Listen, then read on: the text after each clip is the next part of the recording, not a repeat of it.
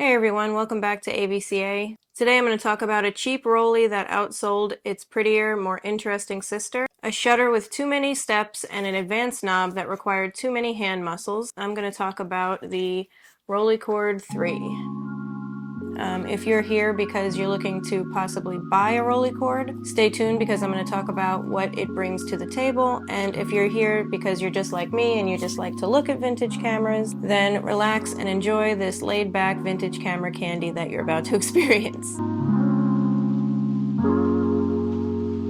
So I'm not going to talk about the history of Frank and Heidecke today because I talked in depth about them in my Rolleicord original video, which I will probably put a card up here, or you can find the link to that down in the description. So I'm just going to skip actually right to the specs of the Rolleicord III.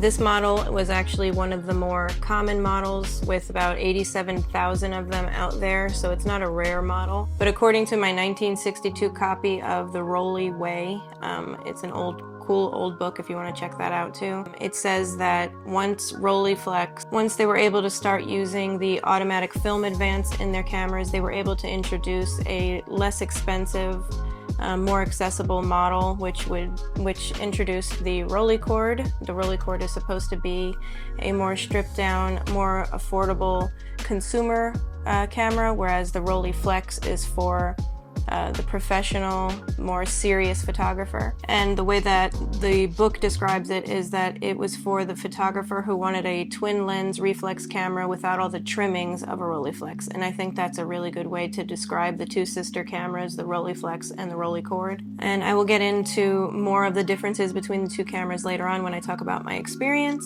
But first I want to get into the specs of the camera. So the taking lens on my variant is a Zines 3.5 75mm coated lens, and then the composing lens, which is up here, is the one that you actually see when you're looking down in the viewfinder. That's the composing lens. That one is a Heides matte 75mm f3.2, so it's just slightly more open than the taking lens, so that you can see when you're taking the picture, so that the aperture isn't closed down. The ground glass in my copy is pretty dim. It makes it pretty difficult to take pictures sometimes, especially in low lighting, but I think that can be replaced. I'm not sure if this model in particular it can be replaced. Let me know if you know whether or not that can be done, because I did replace the ground glass in my Rolleiflex, and that helped a lot. The button in the middle of the advance knob has to be pressed in every time you are going to advance to the next frame, because that takes the film off the sprockets so that you can then advance. And then once you advance the frame, you then have to cock the shutter by pushing this to the side, and then push it again to take the picture. So you cock the shutter this way and then take the picture that way. So it feels very simple. I compare it to like a folding camera, one of the old like vest pocket cameras, or one of the old Kodak folding cameras, because they tend to have these shutter mechanisms. It is a Compure rapid shutter. So that's what I was describing earlier when I said it's a trimmed down version of the Rolleiflex. It has a much simpler shutter mechanism, but it still has automatic stops like the Rolleiflex,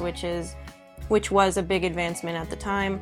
It has shutter speeds of 1 second and bulb all the way up to 1/500th of a second. Sometimes it is hard when you're outdoors that it only goes up to 1/500th, but the aperture goes up to f22. The aperture compensates for the lack of higher shutter speeds. Now, for fast photos like sports and things like that, that may come into play, the fact that it only goes up to 1/500th. I personally haven't tested it in that kind of environment. So the shutter speeds and the apertures are adjusted on both sides of the lens, of the taking lens. So when you're looking down, you can see the two windows with the shutter speeds and the aperture numbers in them, and you can adjust them holding it like this with your fingers, which is nice and it's convenient. And it's not unlike my Rolleiflex, which has knobs, or little knurled knobs on the front on either side for the same purpose. So instead it has little levers. And the Rolleicord uses 120 medium format film, and it gives you 12 frames in square format. The pressure plate inside of the door can be changed to accept the 120 film or 35mm film.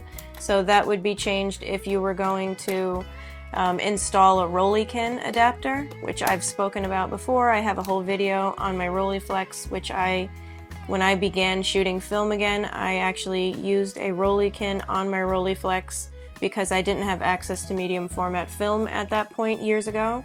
I could only buy 35mm film at Walmart. So I used a Rolleikin in my Rolleiflex and was able to shoot 35mm film. The same goes for your Rolleicord, but be sure to look up the manual or Google it and find out which specific Rolleikin you need for your model, because there are a couple different variations to the Rolleikin kit.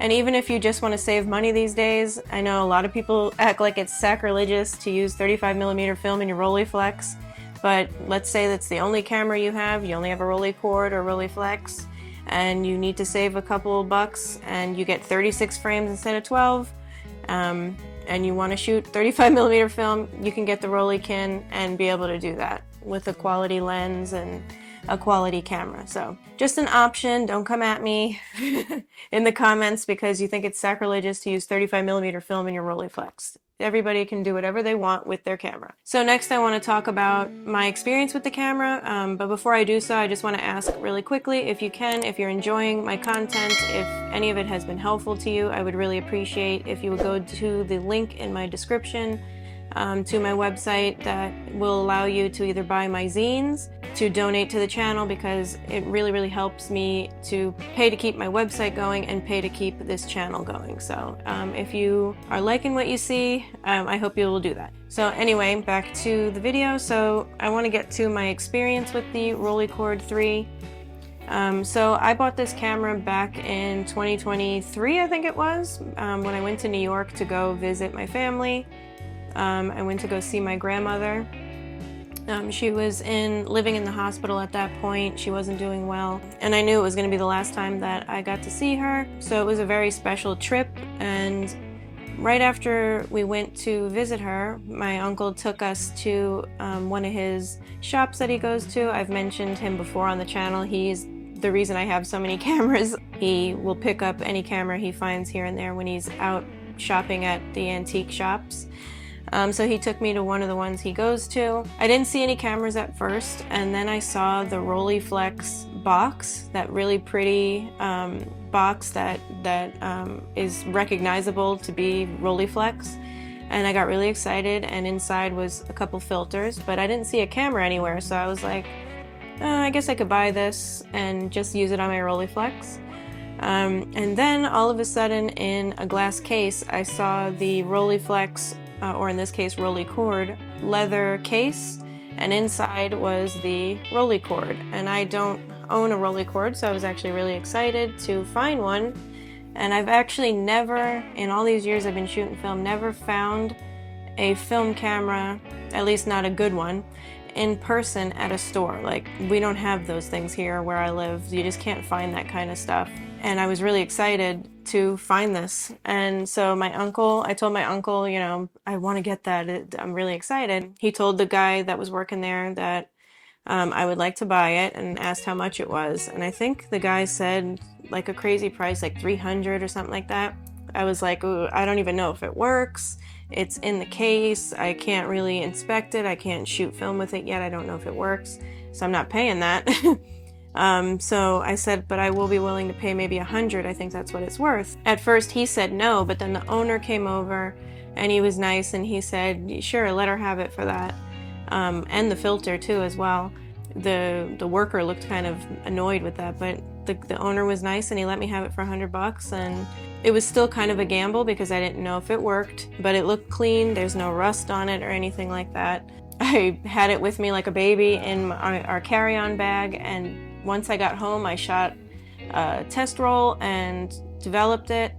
And you can read more about that experience. I wrote about it on my website. There was an issue that I had at first. I loaded the film incorrectly because it is different than my Rolleiflex, but it ended up that it was fine, no light leaks, nothing, and it worked great. And I got a $100 Rolleicord. So I think I did pretty good, and it's actually really special to me because I bought it that day and it was the last time that I saw my grandmother. So it is that memory will always be attached to it. So So now to talk a little bit about my experience with using the camera. While I was shooting it, I was really comparing it to my Rolleiflex Automat because I think they were made around the same time. They came out around the same time. I wanted to know the difference because I know this is the more affordable version of that camera. So what I did find was that the Rolleicord is definitely lighter than the Rolleiflex.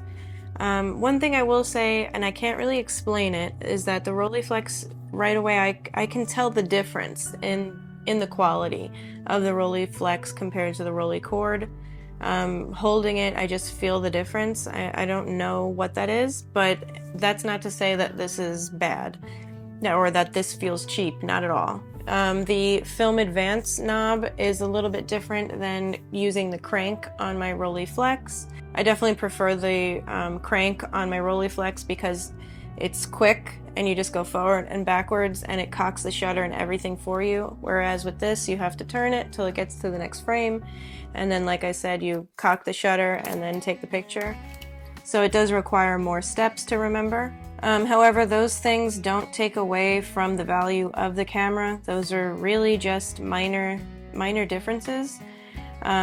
As for quality of the photos, when I compare the photos to my Rolleiflex, again, I don't know if I like to compare them one-to-one because it could also have to do with the condition of the lens and the shutter. So like I have noticed that my pictures with my Rolleiflex are much clearer and just better quality than the photos I've gotten with the Rolleicord. The pictures I get with my Rolleicord kind of seem like have that vintage film quality that you get with like a box camera almost. Again, I don't want to sound like I'm trashing the Rolleicord, but I just am saying that I did notice a difference in the picture quality. That being said, I did enjoy taking this camera on family walks because it is lighter. It wasn't as heavy around my neck as my Rolleiflex is. I still got some great pictures with it that I really like, so that's really all that matters, is that it does its job. And even though it's a more plain Jane version of the Rolleiflex, it still does its job. And the differences I found were really not make or break differences. So I would say in the end, for me, comparing my Automat, Rolleiflex Automat with the Rolleicord III, I would say that the Rolleiflex definitely feels every bit of the price difference, and the process of taking pictures is definitely easier with the Rolleiflex and quicker. But really, it's not such a huge difference, like I said. So if your big driving factor for buying one of these cameras is the cost, then I would say there's really no problem getting a Rolleicord. There's really no downside to it. If you can find one that has clean lenses and works, and the shutter works and everything, then I would honestly say that there is no huge difference in the two. So that's it for today. That was a pretty quick video, but I just wanted to lay out some of the pros and cons of the camera and the differences between a Rolleicord and a Rolleiflex, just in case you're looking to buy either one of them. I am going to do a full review on my Rolleiflex Automat eventually. I do have a video of it, like I said, but that was with using the 35mm film. So I'm going to do an actual review of the Automat eventually in the future. But I hope this video was helpful to you. If it was, please hit the thumbs up, hit the subscribe button, you know what to do. Until next time, stay motivated and keep shooting.